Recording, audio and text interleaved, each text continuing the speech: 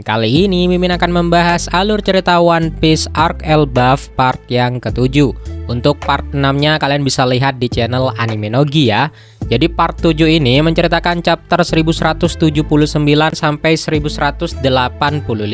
Pembahasan terakhir kita itu ialah waktu Imu datang ke Elbaf dan kembali ke tanah suci Merijoa. Namun suatu kejutan terjadi. Imu akan muncul kembali ke Elbaf, tetapi memakai wujud aslinya. Dan dia mengatakan niat itu kepada para Gorosei. Setelah berbagai kekacauan yang terjadi di dunia, para Gorosei akhirnya menyadari bahwa Imu berniat pergi sendiri ke negara Elbaf. Mereka berusaha membujuknya agar mengurungkan niat tersebut. Tetapi Saint Vigarland Garling tiba-tiba masuk dan menegur para Gorosei. Menurut Garling, para Gorosei terlalu sombong karena menganggap Merijoa akan selalu aman. Memang kembalinya Sam Rock berhasil menstabilkan situasi untuk sementara waktu. Namun strategi para pasukan revolusioner yang memutus jalur pasokan makanan ternyata sangat efektif. Mereka seharusnya sudah menyadari bahwa ancaman seperti ini pasti akan datang. Garling menjelaskan bahwa saat ini pemerintah dunia tidak bisa lagi hanya mengandalkan martabat dan gengsi mereka. Jika ingin terus menguasai dunia, mereka membutuhkan kekuatan militer terbesar yang bisa mereka ciptakan. Di tengah pembicaraan itu, York menghubungi mereka dan mengeluh karena kekurangan makanan. Garling mengingatkannya bahwa ia sudah memperingatkan situasi ini sejak lama. Jika York ingin masalah tersebut berakhir, maka ia harus segera memproduksi kembali Mother Flame. York terus mengeluh, tetapi Garling dengan tegas mengatakan bahwa sebagai ciptaan Dr. Vegapunk, ia harus bertanggung jawab atas tindakannya sendiri. Setelah itu, sambungan komunikasi pun diputus.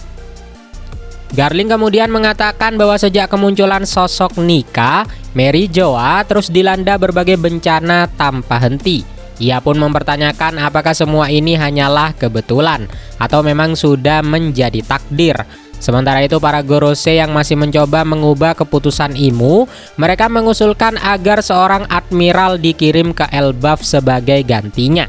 Namun Nusjuro menjelaskan bahwa situasi saat ini tidak memungkinkan. Warkyuri bahkan menawarkan agar para Gorosei sendiri yang pergi. Akan tetapi Imu menolak semua usulan tersebut. Ia mengatakan bahwa mereka harus membuang kesombongan, kemalasan, dan rasa bangga yang berlebihan. Menurutnya, semua kejadian yang terjadi sekarang sebenarnya sudah ditentukan sejak awal. Saat itu, berbagai peristiwa penting di masa lalu kembali teringat. Mulai dari janji Rocks disebek untuk kembali suatu hari nanti, eksekusi Goldie Roger, pencurian buah iblis Gomu Gomu no Mi oleh Shanks, kelahiran putri Shirahoshi, keberadaan buah iblis milik Loki, hingga munculnya Monkey D. Luffy dan Marshall D. Teach. Imu kemudian mempertanyakan mengapa Joy Boy dan Davy Jones terus menjadi sumber penderitaan bagi mereka.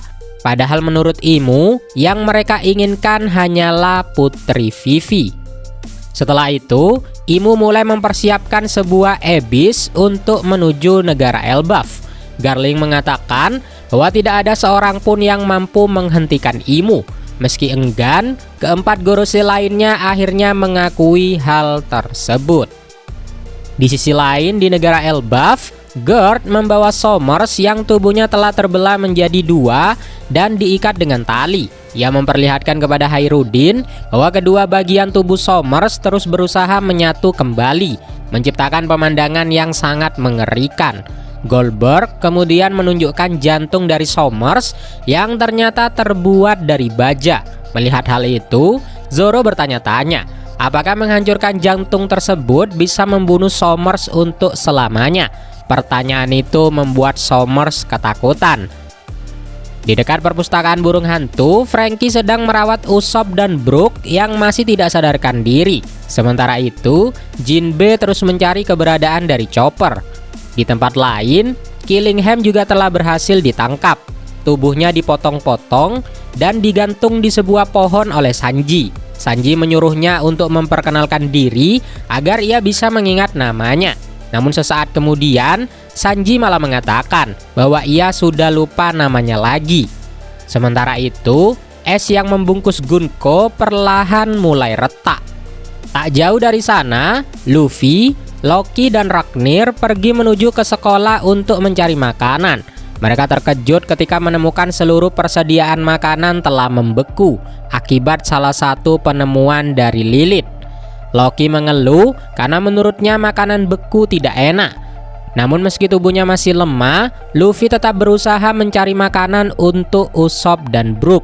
Luffy lalu bertanya kepada Loki, apakah Gunko sudah mati di dalam es? Loki menjelaskan bahwa Gunko sebenarnya masih hidup. Hanya saja, es tersebut hanya bisa dicairkan oleh kekuatan Ragnir. Tiba-tiba di kejauhan, Nami melihat sesuatu yang aneh. 5 pilar energi hitam raksasa mendadak muncul di atas kastil Aurus. Pilar-pilar itu membentuk sebuah lingkaran ebis yang sangat besar di langit. Energi mengerikan yang dipancarkan ebis tersebut membuat rumah-rumah dan pepohonan di sekitarnya hidup dan bergerak sendiri. Suara-suara aneh mulai terdengar dari segala arah. Kemudian sebuah pilar energi hitam lain muncul tepat di tengah kastil. Dari sana terpancar gelombang Hao Shokuhaki yang luar biasa dahsyat hingga membuat banyak orang langsung pingsan. Sesosok tubuh itu kemudian muncul di titik pemanggilan tersebut. Itu adalah Imu. Namun sesaat setelah tiba, Imu langsung berlutut dan memuntahkan darah. Meskipun begitu, ia tetap berhasil menembus atap kastil dan muncul di hadapan semua orang. Kehadiran Imu membuat seluruh orang yang berada di sana terkejut.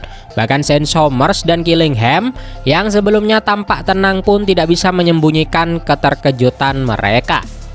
Lalu saat Imu duduk di puncak kastil, identitas aslinya akhirnya terungkap untuk pertama kalinya. Imu adalah Nerona Imu, salah satu anggota 20 raja pertama yang mendirikan pemerintah dunia ratusan tahun yang lalu. Bukan hanya itu, terungkap pula bahwa Imu juga memiliki kekuatan buah iblis yang selama ini menjadi salah satu misteri terbesar dalam dunia One Piece. Dan kini dengan kedatangannya langsung ke Elbaf, perang besar yang sesungguhnya akhirnya akan segera dimulai. Dalam sekejap mata, Imu melompat dari puncak kastil dan mendarat tepat di tengah desa barat Elbaf. Begitu tiba, ia langsung menanyakan, siapakah Raja Elbaf saat ini? Dory dan Brogy segera menjawab bahwa Elbaf tidak memiliki raja. Namun Imu sama sekali tidak peduli dengan jawaban mereka. Perhatiannya justru tertuju kepada Sensomers yang sedang ditahan oleh Gord. Tanpa seorang pun menyadarinya, Imu mengayunkan senjatanya dengan kecepatan yang luar biasa. Dalam satu serangan, ujung ibu jari dan jari telunjuk Gord terpotong, membuatnya refleks melepaskan Sensomers. Gord terjatuh ke belakang sambil menahan rasa sakit dan keterkejutan. Pemandangan itu langsung memancing kemarahan semua orang yang berada di sana. Somers yang berhasil bebas kembali mendapatkan keberaniannya. Di saat yang sama, Zoro maju menghadapi Imu dan bertanya, apakah dirinya merupakan salah satu kesatria dewa. Namun Imu tidak memberikan jawaban sedikit pun.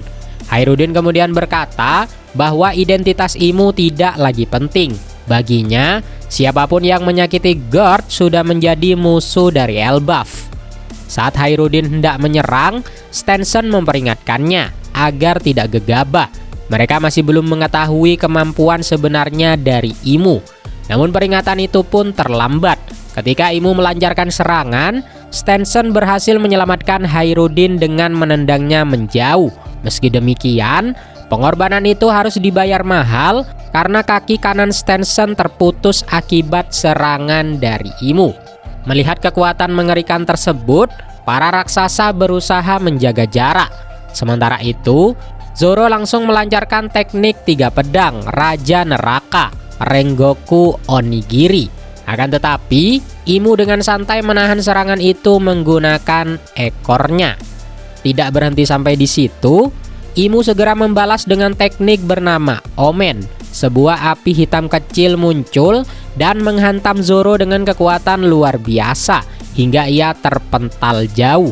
Melihat Zoro dikalahkan dengan mudah, Chopper langsung panik dan khawatir. Hirudean kemudian mencoba menyerang sekali lagi, namun nasibnya tidak berbeda. Imu kembali menggunakan Omen dan berhasil mengalahkannya hanya dalam satu serangan saja. Api hitam itu kemudian menyebar dan mulai menyelimuti desa. Setelah itu Imu memberikan kekuatan Omen kepada Somers. Somers tampak sangat senang karena luka-lukanya langsung pulih. Sebelum berpisah, Imu memerintahkannya untuk menyelesaikan tugas yang belum selesai. Di tengah kekacauan tersebut, Zoro diperintahkan untuk masuk ke dalam bangunan yang belum terkena pengaruh kekuatan Imu dan mengevakuasi anak-anak yang terluka maupun yang telah pingsan. Bahkan Jarul yang telah hidup selama berabad-abad sampai terdiam sesaat ketika melihat kehancuran yang terjadi di hadapannya. Tak lama kemudian, Jarul mengirimkan peringatan ke seluruh Elbaf.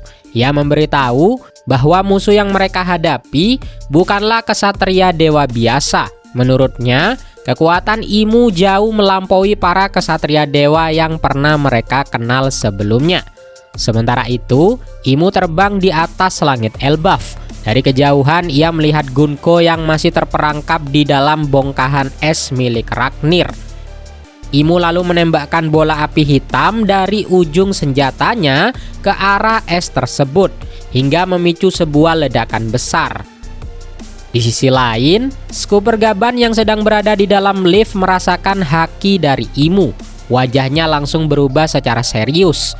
Ia mengaku belum pernah merasakan haki seperti itu sebelumnya, bahkan saat insiden God Valley sekalipun. Di sekolah Walrus, Loki dan Luffy akhirnya berhasil menemukan sebuah makanan. Namun Loki justru membakar seluruh makanan membeku yang ada di sana, membuat Luffy kesal.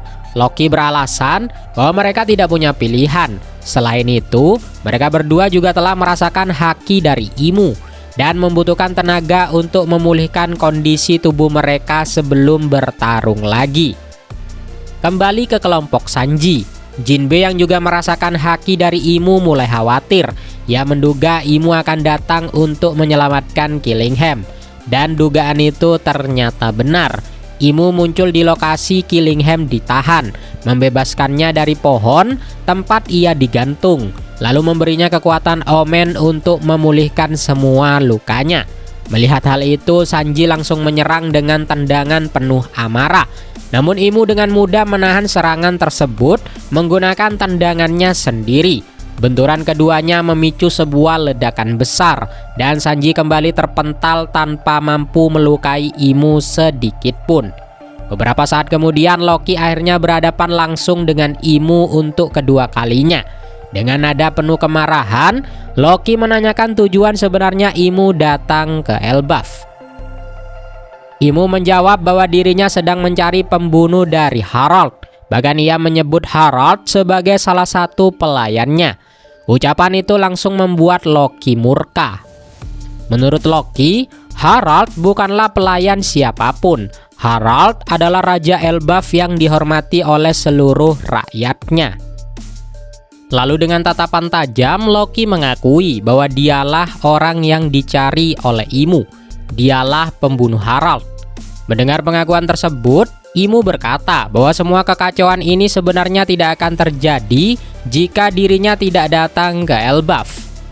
Namun Loki sama sekali tidak gentar. Ia menegaskan bahwa jika Imu berniat membawa lebih banyak kehancuran ke tanah Elbaf, maka ia sendirilah yang akan menghentikan Imu. Dan untuk pertama kalinya sejak kedatangan Imu, seorang pejuang Elbaf berdiri di hadapannya tanpa rasa takut sedikit pun. Di tengah pertarungannya melawan Imu, Loki teringat kembali pada hari yang mengubah hidupnya selamanya. Loki mengatakan bahwa bangsa raksasa biasanya mampu hidup hingga usia 300 tahun. Namun ayahnya, Harald, meninggal ketika baru berusia 144 tahun. Karena itulah, Loki merasakan kematian Harald bukanlah kematian yang wajar. Ketika mendengar Imu menyebut Harald sebagai pelayannya, kemarahan Loki semakin memuncak.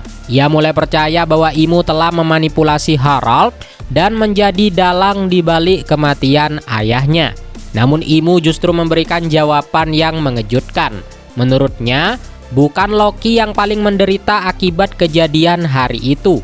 Justru Imulah yang merasa terganggu dan dirugikan oleh apa yang telah terjadi.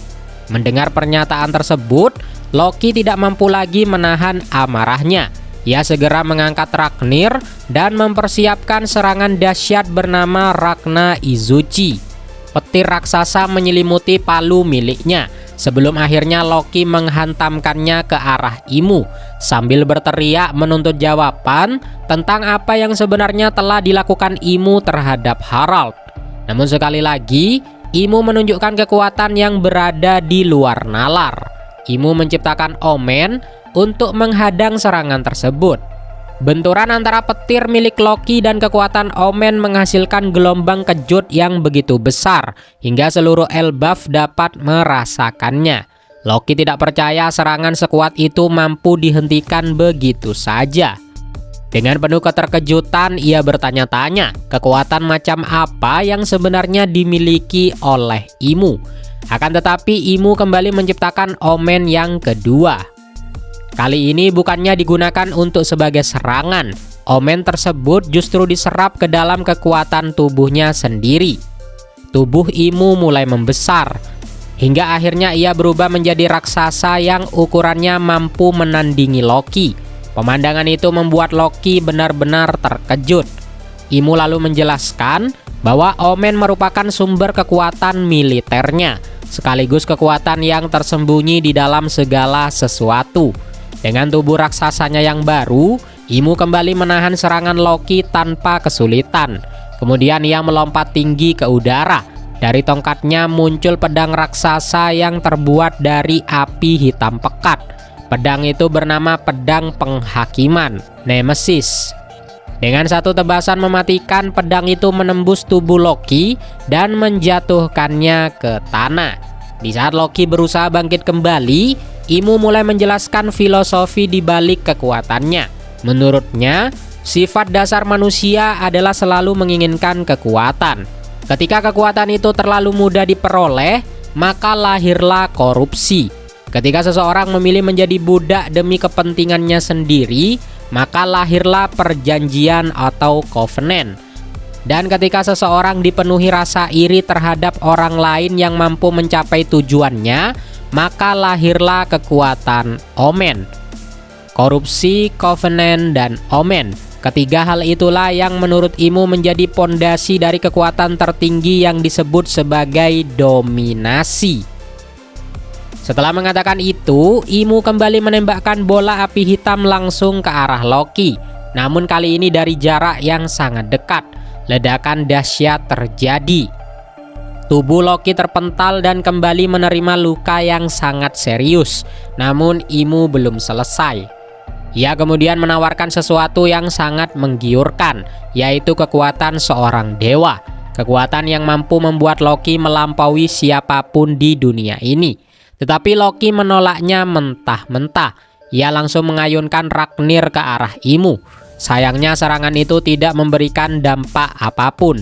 Imu tetap berdiri tanpa terluka sedikit pun. Karena kelelahan dan luka yang semakin parah, Loki akhirnya terduduk.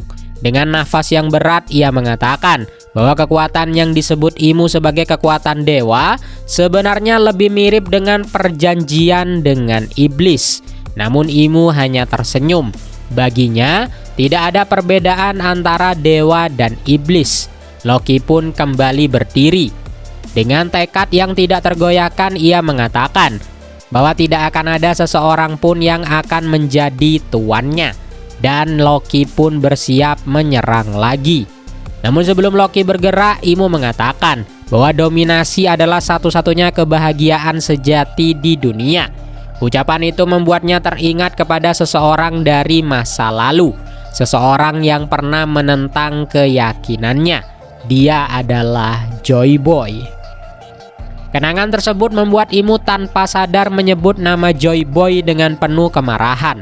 Sementara itu, di sekolah Walrus, Luffy masih berusaha memulihkan tenaganya. Setelah merasakan haki Imu yang mengerikan, Luffy sadar bahwa ia tidak akan mampu bertarung dalam kondisi lapar. Karena itu ia terus makan sebanyak mungkin untuk mengembalikan kekuatannya dan kembali ke medan perang.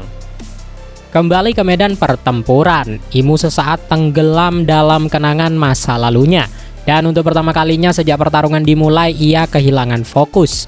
Loki tidak menyia-nyiakan kesempatan itu.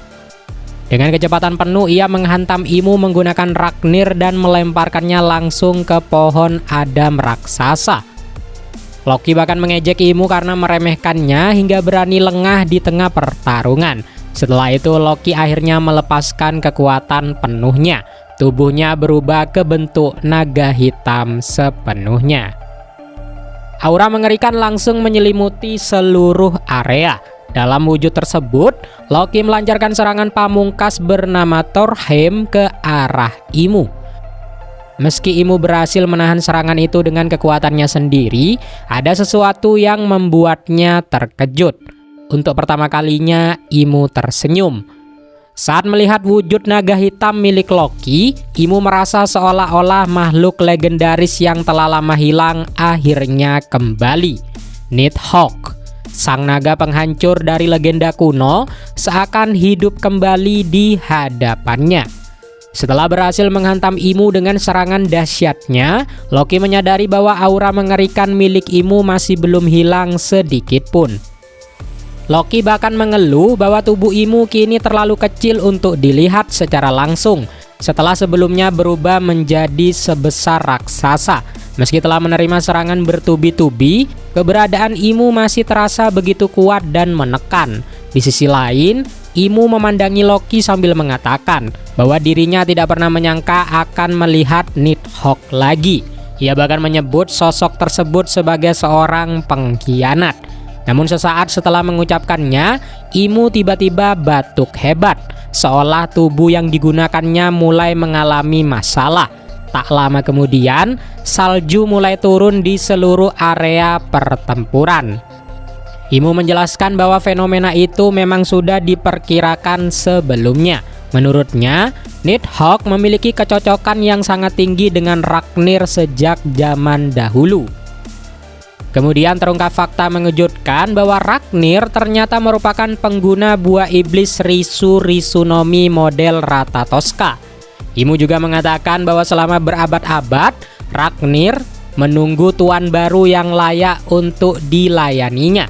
Mendengar perkataan itu, Raknir justru menjadi marah. Bersama Loki, ia langsung melancarkan serangan gabungan bernama Ragnagoro.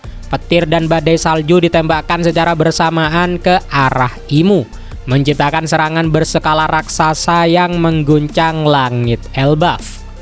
Namun Imu kembali menunjukkan kekuatannya yang sangat luar biasa. Ia menggunakan teknik bernama Zizimitl. Ratusan bola api hitam bermunculan dan menghujani medan perang. Api-api tersebut bukan hanya menghancurkan serangan dari Loki, tetapi juga membakar hutan luas yang berada di bawah mereka. Dari kejauhan, Bonnie menyaksikan pertarungan itu dengan wajah ketakutan. Menurutnya pertarungan tersebut sudah berada di tingkat yang sangat mengerikan. Lilith kemudian memanggil Bonnie agar kembali ke tempat yang aman. Bonnie pun menurut dan mengatakan bahwa ia tidak berniat untuk ikut bertarung. Bahkan jika ia ingin bertarung sekalipun, Lilith pasti akan melarangnya karena sekarang Lilith bertanggung jawab untuk melindungi Bonnie. Sambil mengamati situasi, Lilith mulai memikirkan identitas sebenarnya dari Imu. Ia mengetahui bahwa Imu memimpin para kesatria dewa, tetapi bukan bagian dari para Gorose. Hal itu membuatnya menyadari bahwa pemerintah dunia yang telah berdiri selama 8 abad mungkin menyimpan perebutan kekuasaan dan kegelapan yang jauh lebih besar daripada yang dibayangkan oleh siapapun. Namun sebelum Lilith sempat melanjutkan pemikirannya, Sanji tiba-tiba bangkit kembali, padahal luka-lukanya masih sangat parah. Bonnie segera memperingatkan Sanji untuk beristirahat, tetapi Sanji menolaknya. Ia teringat bagaimana Killingham sempat melumpuhkannya dan dengan sombong mengatakan akan melanjutkan penculikan anak-anak di Elbaf. Killingham bahkan menggunakan tubuh Sanji sebagai pijakan untuk melompat pergi sebagai balas dendam atas kekalahannya yang sebelumnya. Karena itulah Sanji tidak bisa tinggal diam.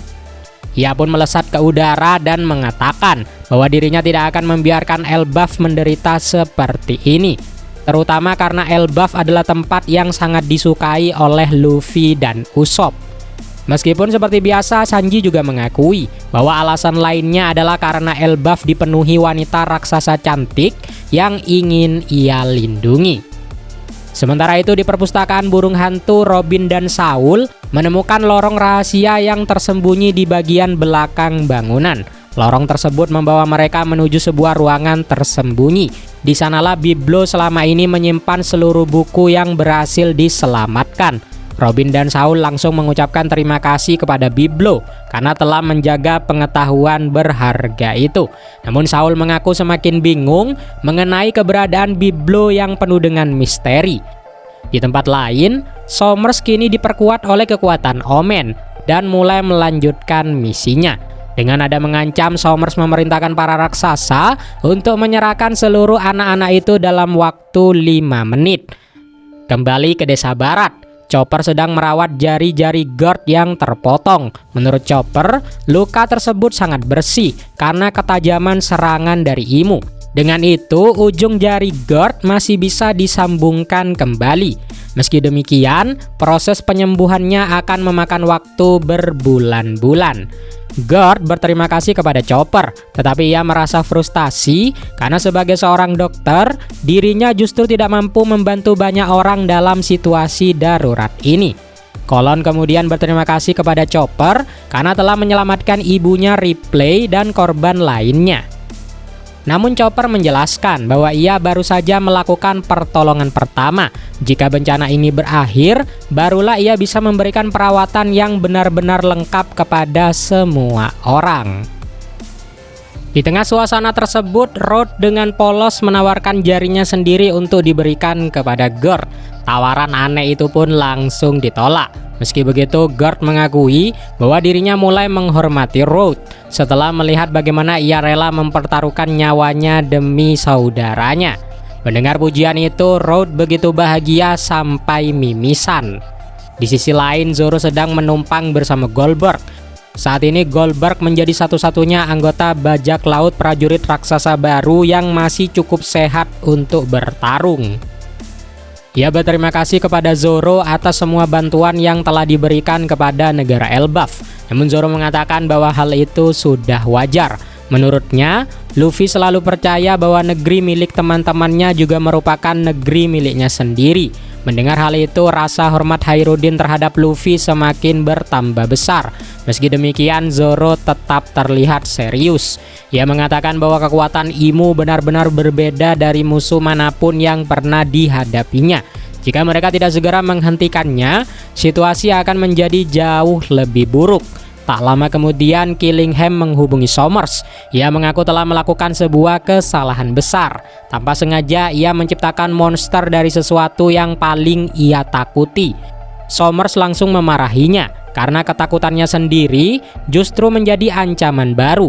Namun Killingham meyakinkan bahwa ia masih mampu mengendalikan makhluk tersebut. Meski begitu, mereka harus segera menyelesaikan misi sebelum semua keadaan semakin rumit. Ketika ditanya mengenai Gunko, Killingham menjawab bahwa ia sempat melihat Gunko di perjalanan, namun ia mengira Gunko sudah mati. Meski terkejut, Somers menerima informasi itu dan mengatakan bahwa tubuh Imu tidak bisa bertahan lama di luar Merijoa. Karena itulah mereka tidak boleh mengecewakan Imu yang datang sendiri ke Elbaf. Tak lama kemudian, hujan deras mulai turun. Hujan itu begitu lebat hingga menyebabkan banjir di desa barat. Di tengah kekacauan tersebut, sebuah lengan raksasa yang terbuat dari air muncul dan menangkap anak-anak atas perintah dari Killingham. Lalu terungkap fakta yang sangat menarik. Menurut Killingham, Merijoa dekat dengan awan. Karena itu para bangsawan dunia atau Tenryubito memiliki ketakutan khusus terhadap hujan. Selain Nika dan Will of D, ada satu sosok lain yang sangat mereka takuti, yaitu dewa hujan bernama Zaza. Yaitu makhluk misterius yang konon muncul ketika doa-doa untuk hujan mencapai puncaknya. Dan yang lebih mengejutkan lagi, Zaza adalah sosok yang paling ditakuti oleh Killingham. Bahkan ketakutan itulah yang tanpa sengaja ia wujudkan menjadi monster buatannya sendiri. Sementara desa terus dilanda kekacauan, Zoro melihat semua kehancuran yang terjadi, tetapi ia tetap melanjutkan misinya. Di tengah perjalanan ia berpapasan dengan Sanji yang sedang menuju ke arah sebaliknya untuk melindungi desa. Keduanya pun saling bertukar pandangan. Tanpa banyak kata, mereka saling mengingatkan untuk menjalankan tugas masing-masing dengan baik. Karena mereka tahu, pertempuran melawan kesatria dewa dan Imu baru saja memasuki tahap yang sebenarnya.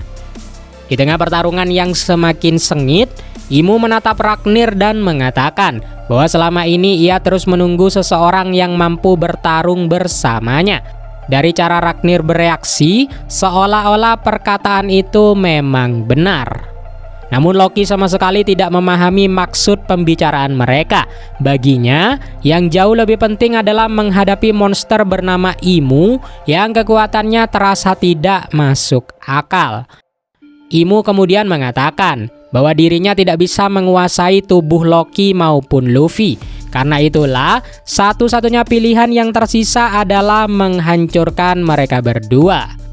Imu bahkan menyamakan nasib mereka dengan seseorang bernama Douzan yang pernah ia bunuh di masa lalu. Mendengar ancaman tersebut, Loki langsung menyerang menggunakan teknik Ragna Jinheim.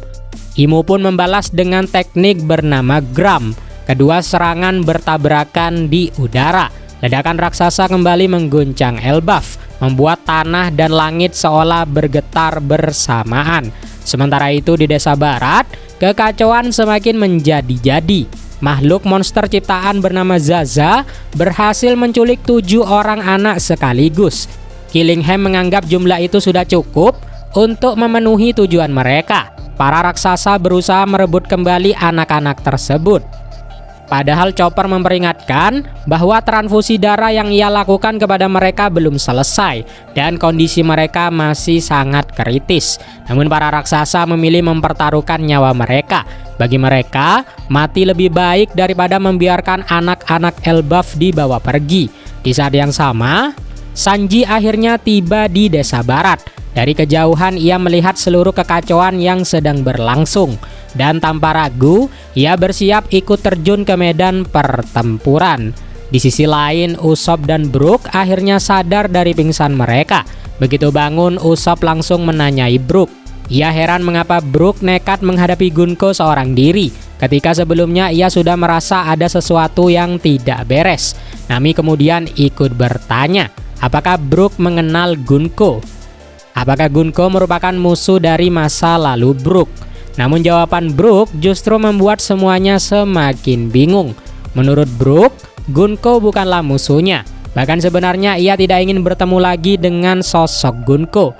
Bukannya marah, Brook justru dipenuhi dengan kebingungan. Karena jika Gunko benar-benar adalah Shuri, maka usianya seharusnya sudah sekitar 77 tahun. Nami kemudian mencoba berpikir secara logis. Menurutnya, hal itu berarti Gunko dan Shuri mungkin adalah dua orang yang berbeda.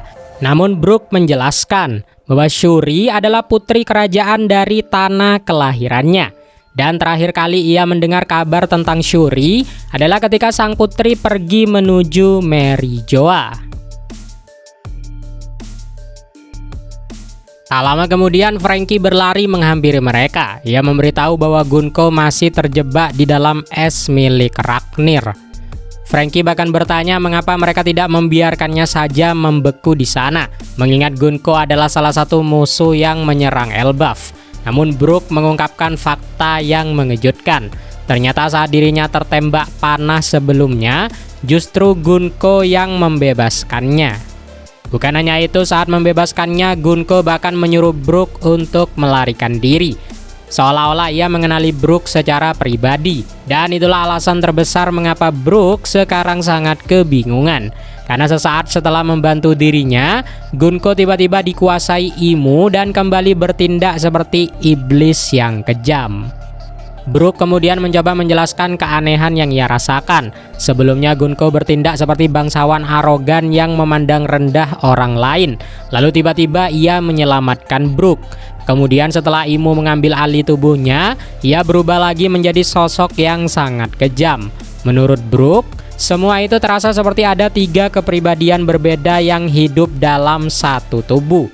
Nami pun menduga bahwa Gunko kemungkinan besar sedang dikendalikan oleh seseorang.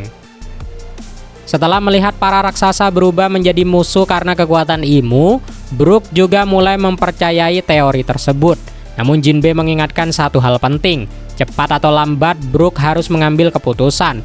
Apakah Gunko akan diselamatkan atau harus dibunuh? Untuk menjelaskan alasannya, Brook akhirnya memutuskan menceritakan masa lalunya kepada kru topi jerami. Kerjaan numpuk, jangan burn out dulu nakama. Segarkan pikiranmu dengan pengharum ruangan Grand Line. Wangi segarnya diracik khusus buat ngasih para nakama sensasi kebebasan berlayar di atas Thousand Sunny saat menjelajahi Grand Line. Gak cuma sekedar pewangi ruangan, aromaterapinya adalah support system terbaik buat naikin fokus dan semangat nugas kamu. Tiap kali cium aromanya, bawaannya pengen langsung semangat ngejar mimpi kayak Luffy. Untuk link pembelian udah Mimin sematkan di kiri bawah layar atau kolom deskripsi ya. Jauh sebelum menjadi bajak laut, Brook hidup di sebuah kerajaan bernama Esperia. Menurut Brook, kerajaan itu sudah tidak ada lagi. Esperia adalah negeri yang dipenuhi musik. Di sana terdapat banyak toko yang membuat berbagai alat musik. Musik menjadi bagian penting dalam kehidupan masyarakatnya. Pada masa itu, Brook adalah pemimpin pasukan pengawal tempur kerajaan dan ia memiliki hubungan yang sangat dekat dengan Putri Shuri. Bukan hanya itu, Brook juga diam-diam menyimpan perasaan kepada ibu dari Shuri, yaitu Ratu Kandel. Masalahnya Kandel sudah menikah dengan Raja Lufen. Lucunya, Lufen menyadari perasaan Brook terhadap istrinya. Karena itu ia sering bercanda dengan mengancam akan menghukum mati Brook atas tuduhan merebut ratunya. Untuk meredakan suasana, Shuri kecil pernah berkata bahwa ia ingin menikahi Brook saat dewasa nanti. Namun Brook langsung menolak karena saat itu Shuri masih anak-anak yang bahkan masih ingusan. Jawaban itu justru membuat Raja Lufen semakin kesal. Saat mereka sedang bercanda seperti biasa, seorang prajurit tiba-tiba datang membawa laporan darurat. Sekelompok penunggang kuda bersenjata memasuki wilayah kerajaan Esperia, dan pasukan yang ada saat itu tidak cukup untuk menghadapi mereka. Ketika ditanya apa tujuan mereka, prajurit itu menjelaskan bahwa para penyerang tampaknya sedang memburu Ratu Kandel. Mendengar hal tersebut, Lufen langsung memahami situasinya. Para penyerang itu ternyata berasal dari keluarga Moron, kelompok yang selama ini berusaha menculik Kandel untuk pemimpin mereka, Don Moron. Masalahnya saat itu Kandel sedang berada di gedung opera. Denden musi miliknya dalam keadaan mode senyap, sehingga tidak ada cara untuk memperingatkannya mengenai bahaya yang mendekat. Karena itu Lufen dan Shuri memohon kepada Brook agar segera menyelamatkan sang ratu. Akan tetapi Brook terlihat sangat santai. Ia mengatakan bahwa dirinya tidak khawatir sama sekali. Alasan yang pertama, karena Kandel cukup kuat untuk melindungi dirinya sendiri. Dan alasan yang kedua jauh lebih mengejutkan. Brook ternyata sudah bertemu para penjahat itu sebelumnya. Ia bahkan sudah melukai mereka menggunakan teknik pedang cepat miliknya. Yang membuat Brook heran adalah para penjahat itu bahkan tidak menyadari bahwa mereka telah terkena tebasannya. Barulah ketika mereka telah sampai di gedung opera, satu persatu tubuh mereka roboh ke tanah. Itulah kehebatan dari teknik pedang milik Brook. Setelah ancaman berhasil diatasi, Kandel keluar dari gedung opera. Seluruh warga langsung bersorak bergembira. Saat itulah terungkap bahwa Kandel dan Brook merupakan 2 bintang terbesar di kerajaan Esperia. Bahkan sebelum menjadi ratu, Kandel dulunya juga pernah memimpin pasukan pengawal tempur kerajaan. Dan dari sinilah kisah masa lalu Brook, Shuri, dan kerajaan Esperia yang misterius mulai terungkap. Flashback dari Brook berlanjut dan mulai mengungkap hubungan mendalam antara dirinya dengan Putri Shuri. Ketika Shuri berusia 14 tahun, kecantikannya mulai terkenal hingga berbagai kerajaan di sekitarnya. Akibatnya 5 orang pangeran datang silih berganti untuk melamar sang putri. Namun hasilnya sama untuk semuanya. Mereka semua pulang dengan kekalahan. Bukan karena ditolak secara halus, melainkan karena dikalahkan langsung oleh Shuri dalam pertarungan pedang. Menurut Shuri, ia tidak menyukai pria lemah. Ia juga tidak tertarik kepada pria yang tidak bisa bermain alat musik. Pada saat itu, Brook telah berusia 27 tahun. Suatu hari ia bertanya kepada Shuri tentang semua pangeran yang ditolaknya. Dengan bangga, Shuri mengakui bahwa ia sengaja mengalahkan mereka semua. Alasannya sederhana, ia berharap Brook akan menyadari betapa kuatnya dan cantiknya dirinya sekarang. Namun seperti biasa, Brook sama sekali tidak menangkap maksud tersebut. Ketika Shuri bahkan mengatakan bahwa ia berharap dadanya akan bertambah besar saat dewasa nanti, Brook langsung menegurnya karena menganggap pembicaraan itu tidak pantas. Lucunya, beberapa detik kemudian Brook justru menghampiri beberapa wanita dan meminta melihat celana dalam mereka. Melihat kemunafikan itu, Shuri langsung melemparkan pedangnya ke arah Brook dengan kesal. Meski sering bertengkar karena hal-hal konyol, hubungan mereka tetap sangat dekat. Mereka sering menghabiskan waktu bersama sambil menyanyikan lagu favorit mereka yang berjudul "Kita Adalah Tulang Saat Kita Mati".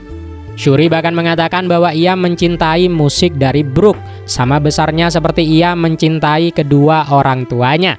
Perkataan itu membuat Brook merasa sangat bangga. Di tengah percakapan mereka, Shuri kemudian bertanya kepada Brook, apakah Brook sangat mengagumi ayahnya, yaitu Raja Luven. Pertanyaan itu membuat Brook terdiam sejenak. Lalu dengan senyum tipis, ia menjawab bahwa dirinya memang sangat mengagumi ayah dari Shuri.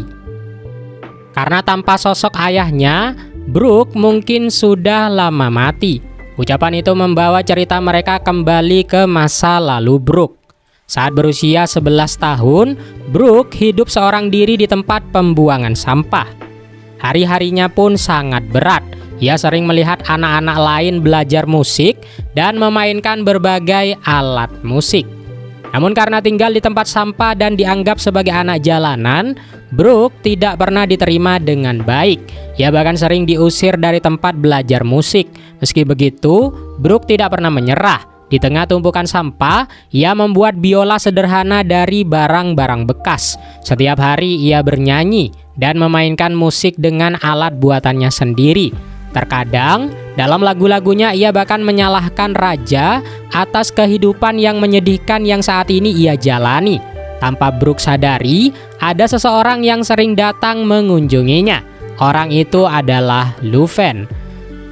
Saat itu, Luven masih berstatus sebagai seorang pangeran.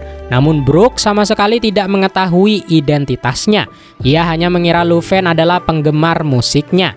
Dan Luven tidak pernah membantah anggapan tersebut. Seiring waktu, keduanya menjadi sangat akrab. Sebagai tanda persahabatan mereka, Brook pernah membuatkan semangkuk sup untuk Luven. Bahan-bahannya sangat sederhana. Belalang, katak, dan sedikit bubuk kari yang ia curi dari kapal angkatan laut. Menurut Brook, bubuk kari bisa membuat makanan apapun terasa enak. Saat menerima mangkuk itu, Luven teringat kepada makanan mewah yang biasa disajikan di istana. Ia juga teringat bahwa dirinya telah dijodohkan dengan seorang wanita bangsawan yang dianggap sebagai pasangan masa depannya. Namun lamunan itu buyar ketika Brook menyuruhnya segera makan. Meski rasanya sangat buruk, Luven tetap menghabiskan makanan tersebut. Ia kemudian menawarkan balasan atas kebaikan dari Brook, namun Brook menolaknya. Menurut Brook, teman tidak perlu saling membayar kebaikan. Sejak saat itu persahabatan mereka semakin erat. Mereka pun sering bermain musik bersama dan menghabiskan waktu layaknya saudara. Namun suatu hari masalah besar datang. Brook ditangkap oleh beberapa anggota angkatan laut yang korup. Mereka menuduh Brook bekerja sama dengan para gangster untuk menyembunyikan narkoba yang nantinya akan dijual kepada anggota Marine. Brook dipukuli dan diinterogasi tanpa henti. Namun ketika mereka memeriksa barang bawaannya, Yang mereka temukan hanyalah bubuk kari, tidak ada narkoba sama sekali. Walaupun demikian, para Marine tetap tidak percaya. Mereka bahkan memutuskan untuk membunuh Brooke agar tidak ada seseorang pun yang mengetahui tindakan korup mereka. Dalam keadaan terluka dan pasrah menghadapi kematian, Brooke hanya bisa bernyanyi menunggu akhir hidupnya. Untungnya bantuan datang tepat waktu. Lufen muncul bersama anggota pasukan konvoi tempur kerajaan.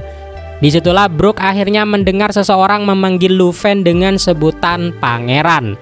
Brooke pun baru menyadari siapakah sahabatnya sebenarnya.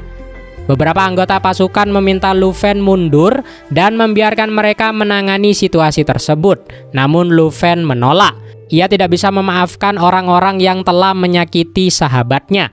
Tak lama kemudian, laporan baru pun datang. Keluarga Moron yang sebenarnya terlibat dalam perdagangan narkoba telah berhasil ditangkap. Kurir asli mereka juga sudah diamankan. Hal itu membuktikan bahwa Brooke benar-benar tidak bersalah. Meski demikian, salah satu pengawal mengingatkan bahwa para Marine tersebut masih berada di bawah perlindungan pemerintah dunia. Jika mereka diserang, hubungan kerajaan Esperia dengan pemerintah dunia bisa memburuk. Namun Lufen tidak peduli. Menurutnya, jika sebuah pemerintahan melindungi tentara korup seperti itu, maka dunia sedang menuju kehancuran. Mendengar perkataan tersebut, para Marine langsung memohon ampun. Tetapi Lufen sama sekali tidak menunjukkan belas kasihan. Ia menyebut mereka sampah. Kemudian bersama Kandel, ia menghajar para Marine tersebut hingga pingsan. Beberapa waktu kemudian, Brooke terbangun di dalam istana. Seluruh lukanya telah dirawat. Di samping tempat tidurnya, berdirilah Lufen. Dengan wajah lega, Lufen mengatakan bahwa ia senang melihat Brooke baik-baik saja. Ia juga meminta maaf karena selama ini tidak pernah memberitahu bahwa dirinya adalah seorang pangeran. Menurut Lufen, ia terlalu menikmati waktu bermain bersama Brooke sehingga tidak ingin hubungan mereka berubah karena status sosial. Kandel yang berada di sana kemudian mengungkapkan fakta lucu. Setiap kali Lufen diam-diam keluar dari istana, para penjaga selalu panik mencarinya kemana-mana.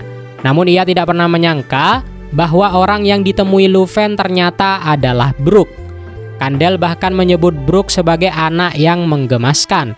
Pujian itu langsung membuat Brooke tersipu senang. Lalu Lufen membuat keputusan yang akan mengubah hidup Brooke selamanya. Ia mengajak Brooke tinggal di istana, bukan sebagai pelayan, bukan pula sebagai bawahan, melainkan sebagai musisi pribadi kerajaan. Lufen berjanji akan memberinya tempat tidur yang layak, alat musik yang bagus, pendidikan di sekolah kerajaan, dan kesempatan untuk mengembangkan bakatnya. Lufen percaya bahwa suatu hari nanti, Brooke akan menjadi bintang terbesar di kerajaan Esperia dan membawa kebahagiaan bagi seluruh rakyat. Mendengar semua itu, air mata Brooke akhirnya jatuh. Untuk pertama kali dalam hidupnya, ada seseorang yang benar-benar percaya kepada dirinya. Dan sejak hari itulah, Lufen bukan hanya menjadi sahabat bagi Brooke, tetapi telah menjadi penyelamatnya. Kerjaan numpuk, jangan burn out dulu nakama. Segarkan pikiranmu dengan pengharum ruangan Grand Line. Wangi segarnya diracik khusus buat ngasih para nakama sensasi kebebasan berlayar di atas Thousand Sunny saat menjelajahi Grand Line. Gak cuma sekedar pewangi ruangan, aromaterapinya adalah support system terbaik buat naikin fokus dan semangat nugas kamu. Tiap kali cium aromanya, bawaannya pengen langsung semangat ngejar mimpi kayak Luffy. Untuk link pembelian udah Mimin sematkan di kiri bawah layar atau kolom deskripsi ya. Orang yang mengubah kehidupan seorang anak miskin dari tempat pembuangan sampah menjadi musisi kebanggaan sebuah kerajaan. Brooke pun melanjutkan kisah masa lalunya kepada Shuri. Di balik megahnya dinding istana Esperia, Lufen memberikan perintah khusus kepada Kandel, sang kepala pengawal istana yang cantik dan tangguh. Tugasnya adalah membimbing Brooke, yang saat itu masih bocah bebas dan susah diatur, untuk menjadi pengikut pribadi dari Kandel, lengkap dengan pelajaran etika dan tata krama seorang bangsawan. Brooke yang ceria sangat menikmati hidup di istana. Dengan polosnya ia bergumam soal banyaknya gadis cantik di sana. Meski menurutnya Nona Kandel tetap yang paling menawan.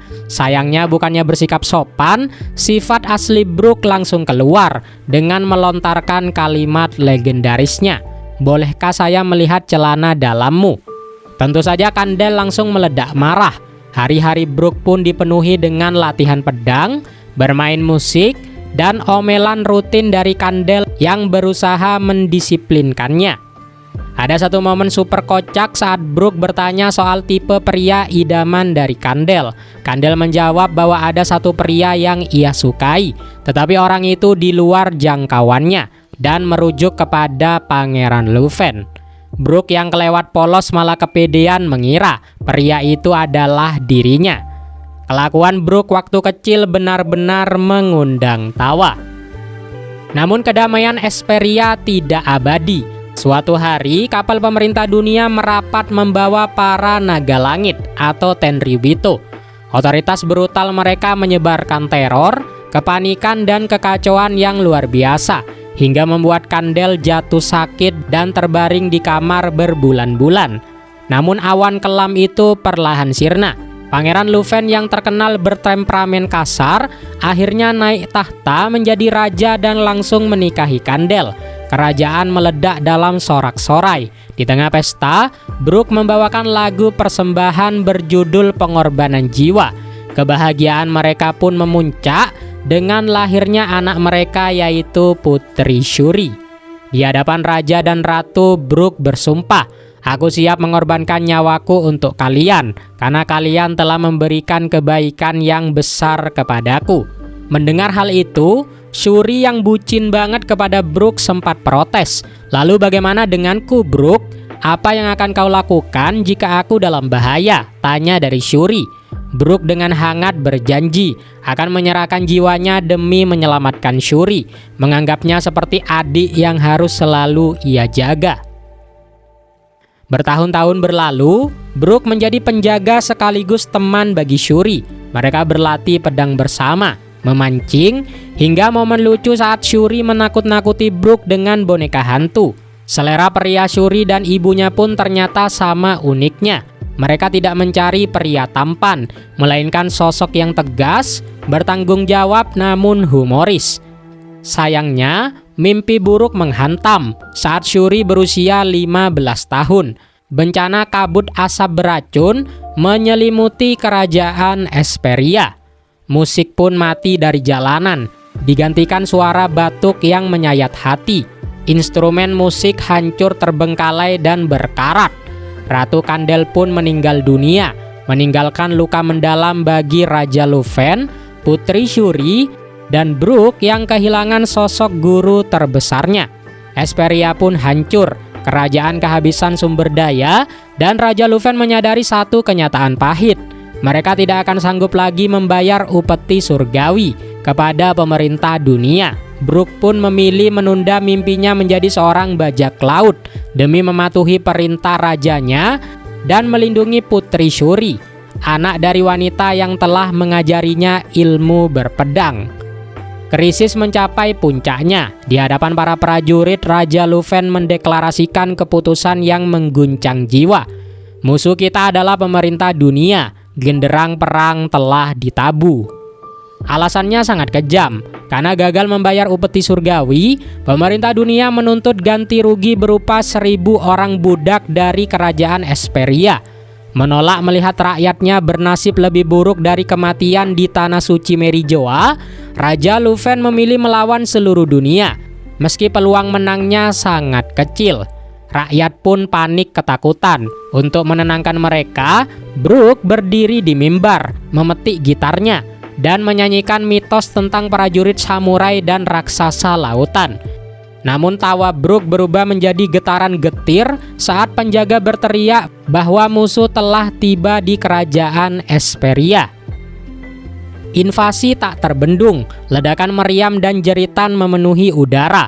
Pasukan pemerintah dunia datang dengan jumlah yang tak masuk akal, menghancurkan garis pertahanan. Brooke bertarung mati-matian di garis depan, namun musuh berhasil menerobos masuk ke dalam istana. Panik memikirkan nasib sang putri Shuri, Brook berlari menerobos taman istana yang terbakar menuju ke ruang singgasana. Ia pun mendobrak pintu, namun pemandangan di dalamnya membuat darahnya membeku. Ruangan itu dipenuhi aura kematian yang sangat pekat. Di lantai, Raja Luven tergeletak tak bernyawa. Di tengah ruangan berdiri Putri Shuri dengan wujud yang sangat mengerikan. Sayap hitam legam bak iblis membentang dari punggung Shuri. Matanya kosong dan pedangnya meneteskan darah. Raja Luven ternyata juga memiliki sayap iblis tersebut, mengindikasikan efek mengerikan dari domi reversi milik Imu. Di sudut ruangan, terlihat sosok manusia bertubuh besar yang sedang merokok. Dia dicurigai sebagai kesatria dewa yang mirip dengan Amenushiryu. Dan yang paling mengerikan, kehadiran Gorose Saint Marcus Mars dalam wujud burung Itsumade yang diselimuti awan hitam pekat. Dengan wajah bersimbah darah, Putri Shuri menoleh ke arah Brook yang mematung. Tatapannya menembus jiwa saat ia menggumamkan kalimat yang akan menghantui Brook selamanya. "Hei Brook, perangnya akhirnya berakhir.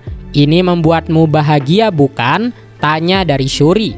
Dan chapter pun berakhir.